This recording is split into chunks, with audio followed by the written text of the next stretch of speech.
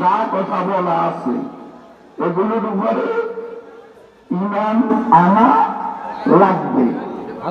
একটা আয়াতের উপরে যদি নয়, একটা শব্দের উপরেও যদি আমাদের কোন সন্দেহ থাকে, ঈমানের কোন ত্রুটি থাকে, তাহলে আমরা কাফের। কাফের। আল্লাহকে বলেছেন যে আল্লাহর বিধান অনুযায়ী জমিনে ফয়সালা করবে না,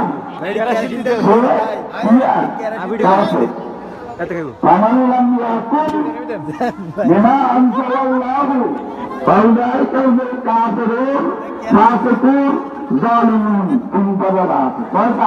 যাও যাও না তাহলে আল্লাহর বিধান অনুযায়ী এই জমিনে ফয়সালা করার সরকার আসেনি না নাই?